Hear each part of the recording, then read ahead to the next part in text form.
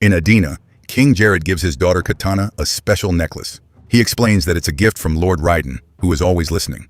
At that moment, Emperor Xiaoan of Outworld arrives. He wants to unite all the realms under his rule. But the Elder Gods have set up some rules. Instead of a war fought by armies, there will be one-on-one combats. If a realm can win 10 tournaments in a row, it'll be given dominion over its opponent. Adina has already lost all its greatest warriors, so only Jared can save them now. Shao Kahn and Jared start fighting, both of them showing amazing skills. Jared manages to disarm Xiao Kahn and gets his weapon stuck in a statue, but Xiao Kahn quickly takes it back and the statue crumbles. As Jared keeps on fighting, he stabs Xiao Kahn a couple of times. Yet this isn't enough. Kahn disarms Jared by pulling his sword through his fingers and kills him by stabbing him with his hammer. Afterward, Xiao Kahn announces that Adina belongs to him, and the sky turns dark. A desperate Queen Sinandel steals a sword and starts fighting the guards, but they easily overpower her and capture her. Then Xiao Kahn asks people to kneel, so Sindel and all the civilians do so. However, Katana goes to her father's body and retrieves a blue ribbon, which she ties in her hair. Kahn decides to adopt her as his daughter. 20 years later, Katana is a mighty warrior currently training with Jade. At first, it looks like Jade has the upper hand, but Katana grabs her ribbon and uses it as a weapon, allowing her to win the fight. On their way back to the palace, Jade mentions that today is the anniversary of her becoming Katana's bodyguard, and she's grateful because Katana always treated her like a sister. She thanks her by gifting her 2 fan blades. At the palace, Kahan announces that the new tournament has begun, and this time he wants Earth.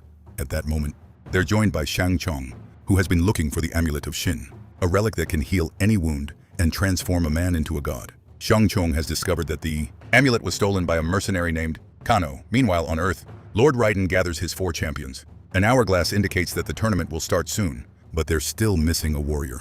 They need to complete the team as soon as possible. In an old warehouse, Johnny finds himself surrounded by thugs. He gives them the finger before he starts fighting them, showing his amazing combat skills, which allow him to fight multiple people without breaking a sweat.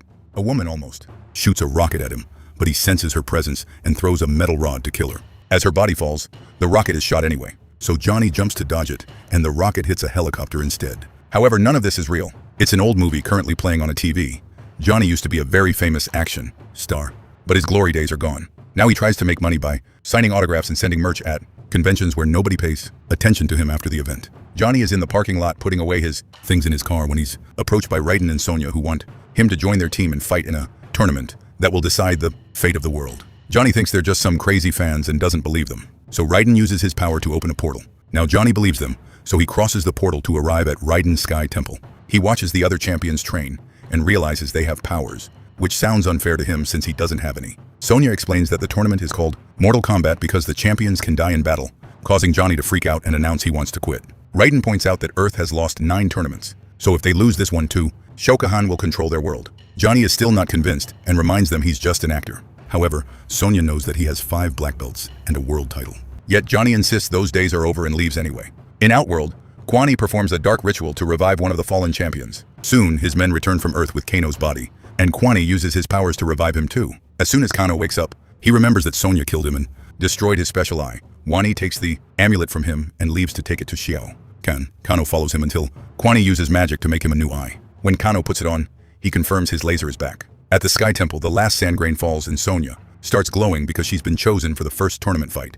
After she disappears, Cole remembers that 2 champions are supposed to be chosen. In a bar, Johnny is watching videos of his old fights and gets so depressed that he asks for another drink, only to suddenly be teleported to the Outworld. Katana then appears in front of him as flames illuminate the sky. Each flame represents a fighter, and the tournament ends when a team runs out of champions. As soon as the gong is struck, Katana throws a fan blade, which Johnny dodges. Katana continues to attack with a combination of punches, kicks, and her blades, and Johnny does well for a while until she kicks him down. Finally deciding to take this seriously, Johnny fights back with proper moves, yet Katana brings him down again. When Johnny climbs on a roof, Katana throws her fan to slash his leg. Then she jumps and lands on his back, kicking him through the roof to make him fall. Kahan asks Katana to finish him, but she doesn't move, and Johnny passes out.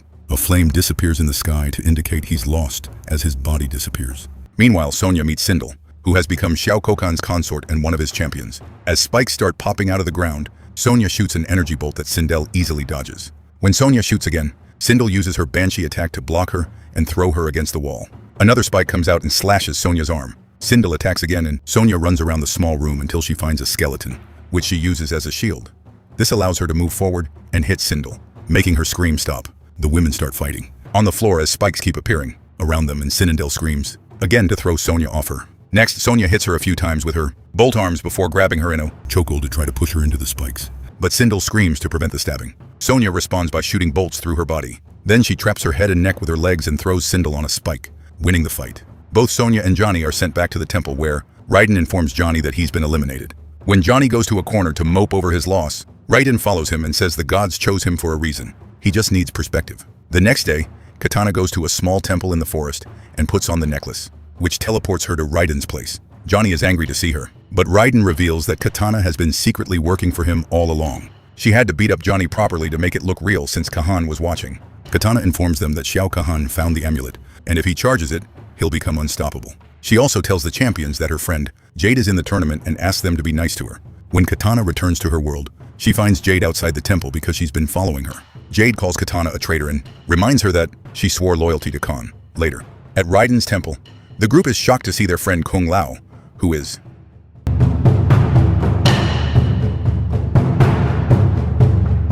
supposed to be dead. Since it was Quan Yi who brought him back to life, he's still in the tournament, but fighting for the opposite side. With a hand gesture, he controls his hat, making it slash Raiden's neck. At the same time, 3 champions disappear. Kung Lao is called to the tournament too, but he calls his colleagues before disappearing. While Sonya fights Quan Yi, Johnny is attacked by Shang Chong, who absorbs his energy before throwing him at the wall. Raiden tries to crawl away, but Shang Chong starts absorbing his power into the amulet. Sonya then quickly shoots a bolt, causing their enemies to teleport away. In the outworld, Quan Qin implants the amulet in the Emperor's chest to make him immortal. Seconds later in the sewers, Kahan meets his opponent, Cole, who immediately attacks and is easily knocked down. Cole shoots a beam that only makes drop his hammer. Their fight properly begins and they exchange a few hits before Cole finally manages to land a beam on Kahan, but it only pushes him without damage. Cole refuses to give up and keeps trying, even slashing his neck and stabbing his chest. Yet the wounds quickly close and strikes Cole with his hammer, instantly killing him. Then he throws Cole's body in the water. At the same time, Jax must fight Jade on the streets. Jax tells her she's on the wrong side as their battle begins, and he uses his robot arms to try to destroy her weapon, but it's too strong to break. They continue to exchange attacks, and Jax ends up disarming Jade. She still keeps fighting, but now she can't stop Jax, and in just a few minutes she collapses and he wins the fight. Jade tells him to finish it, but Jax remembers Katana sparing Cole and helps her up instead, so they're even. Meanwhile, Kung Lao's opponent is Liu Kang, who shoots fire at the hat blade, but has to dodge it anyway. Their battle begins and Liu Kang has to be extra careful because he has to dodge or block Kungla's limbs but also his hat. After they exchange a few hits, Kung Lao manages to overpower Liu Kang and pushes him against a column ready to kill him. A desperate Liu Kang tries to make him see reason, asking him to remember that they used to be on the same side. It's not enough to change his mind, and Kung Lao keeps attacking by using his hat as a portal that allows him to teleport. Accepting that he won't get his friend back, Liu Kang sets the hat on fire before it returns to Kung Lao's hand, but he just puts the flames out. The fight continues as the hat and the flames keep getting shot in between hits until Liu Kang gains the upper hand by using his power on his own legs. This attack gets the hat stuck on the floor, so Kung Lao tries one last desperate move. Liu Kang grabs his hands and brings him down on the hat to kill him. Afterward, Kahan puts the amulet away in a cage. Quan Yi asks him for Sub-Zero's body and brings him back to life as well. When the winning champions return to the temple, they learn that Raiden is barely alive. Their mood gets worse when they realize Cole hasn't come back because he died. Soon, Katana arrives and tells the group that Raiden's power is weakening, so they need to stop Shao Kahan before the portal goes down. She tells them about an old tunnel under the castle that was only used by a race of mutant warriors, known as the Taratans. Then, Katana returns to the outworld only to find the way blocked by Jade and 2 guards. Jade takes the fans and lets the guards arrest Katana for treason. Meanwhile, the champions travel to the Taratan village and meet the leader, Baraka. Liu Kang mentions that Kahan treats the Taratans like slaves, so he asks for their help to bring him down. However, Baraka tells them to leave because he doesn't think they can win without an army to match. Liu Kang challenges him to a duel, but Baraka turns him down. Then, Johnny starts insulting the clan and calls Baraka a coward, hoping to make him accept the challenge. Unfortunately, Baraka now wants to fight Johnny, not Liu Kang. The battle begins and Baraka uses a blade that he creates on his arm and can shoot projectiles. Johnny can't defend himself well and tries hiding inside a shack, but Baraka finds him anyway. Using a few objects, Johnny manages to block a few hits. Yet Baraka is still too strong and punches him to send him flying through the roof. As Johnny rolls on the ground, Sonya tells him that if he's just an actor, then he needs to act. Johnny finally embraces his warrior persona and goes all out. So now his attacks are faster and actually land. In just a few seconds, he corners Baraka and keeps him distracted to land a hit on his groin, winning the fight. Baraka is impressed by Johnny's skills and agrees to help the champions. That night, Baraka guides them to the tunnel and kills the guards at the door. Unfortunately, he can't go with them because Taratans aren't allowed in the castle. So, Baraka leaves before the champions cross the door into the castle. In the throne room, Kahan wonders how he should make Katana talk. Guani has already revived Sinandel, so he threatens to make Katana watch him kill her mother.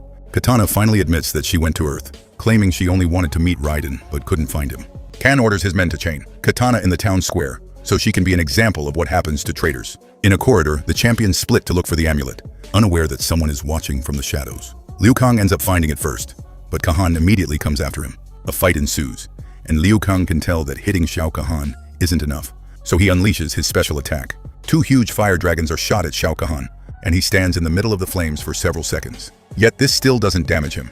The warriors continue to fight hand to hand, and Liu Kang manages to disarm Kahan, so he picks up the hammer and tries to destroy the amulet cage. Unfortunately, Kahan stops him and knocks him down. At that moment, Jax arrives. So Liu Kang keeps Shao Kahn distracted with his strongest fire attacks while Jax uses his robotic arms to break the cage.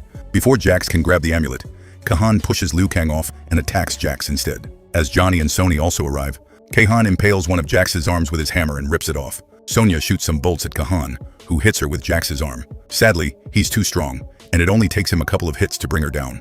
When he's about to finish her, Jax blocks him with his remaining arm. They fight a little longer and Shao Kahan brings Jax down again, hitting his other arm with a hammer too. At the same time, Johnny runs to grab the amulet. However, Sub-Zero appears and takes it first. Kahan uses the distraction to throw Jax against a column and stabs him in the hand and neck, brutally killing him. Sonya insults Shao Kahan, and they both disappear for the next tournament fight. After Sub-Zero leaves, a bunch of guards show up with Kano, who insults Johnny's movies. Before the guards can capture Johnny, Kano makes them stand in line and kills them all at the same time with a single laser shot. Then the duo returns to the temple, where Kano explains he prefers the luxuries of Earth over the grittiness of the Outworld, and that's why he wants to help them stop. He reveals that Sub-Zero took the amulet to the Nether Realm, the land of the dead. Raiden will use what remains of his power to take them there, which means that if they don't destroy the amulet to get his powers back, they'll be stuck there forever. They'll also need a guide not to get lost. In the Nether Realm, Johnny and Kano find the spirit of Scorpion and ask him to be their guide. At first, Scorpion says no, but his mood drops when he hears that Sub-Zero was revived. Scorpion remembers that Sub-Zero killed his family and his grief and anger transform the environment into hell. His body is covered in armor as he agrees to help. In the Outworld, Jade chains Katana up in the town square. Katana tries to appeal to Jade's kindness, but her pleas are ignored. Then, Jade goes to Shang Chong and says she wants to help protect the amulet, so he uses his power to enchant her weapon. In the town square, Liu Kang and Sonya find Katana. Before they can do anything, Shao Kahan appears for the final tournament fight. Sonya and Liu Kang try their best to work together to fight against him with their powers, but Khan is too powerful and can easily handle them both. He brings Sonya down and almost kills her. However, Liu Kang stops him with his fire. After wandering through the Nether Realm for a while, the group encounters Sub-Zero, who shows off his new shadow power that allows him to create duplicates. These copies fight Johnny and Kano, while Scorpion fights the real Sub-Zero, whose new ability allows him to pass through hard surfaces and move out of reach pretty fast. The duplicates have the same ability, so after they slip off a few times, Johnny manages to grab one and holds it, while Kano destroys it with his laser. However, the second duplicate captures Kano from behind. Kano shoots the shadows belt to make the amulet fall before he disappears while Johnny slides across the ground to catch the relic, right before it falls into the flames of hell. Now they have to destroy it, but they have no idea how. At that moment, the duplicate returns, so Kano makes Johnny run away with the amulet while he stays to fight. The duplicate kicks Kano and throws him off the edge, but he avoids falling by stabbing the wall with his knife. He also uses his laser to create some crevices that can help him climb, only to lose his knife in the process. The duplicate rushes to help the real Sub-Zero fight Scorpion, who uses his chain to keep up with both warriors simultaneously.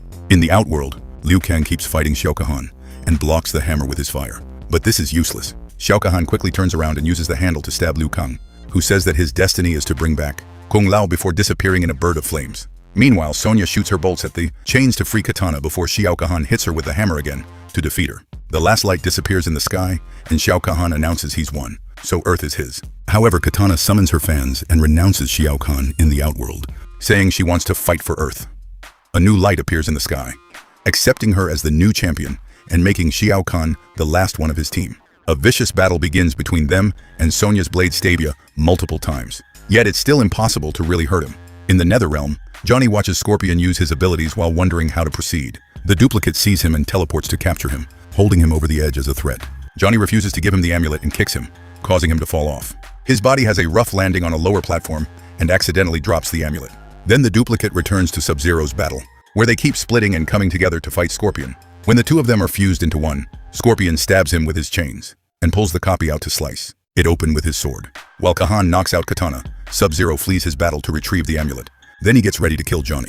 But at that moment, Jade appears. It turns out, Katana's words did change her, and she was acting to get a better weapon, which she now uses to shoot a beam at the amulet. Kano also returns and shoots his laser as well. Lastly, Scorpion joins them with his fire breath. In the temple, Shang Chong approaches Raiden, ready to finish him. Raiden talks in Johnny's mind to wake him up and remind him that the gods chose him. This awakens his powers, so he throws a kick full of energy, and they finally destroy the amulet. The power returns to Raiden just in time for him to stop Shang Chong's attack.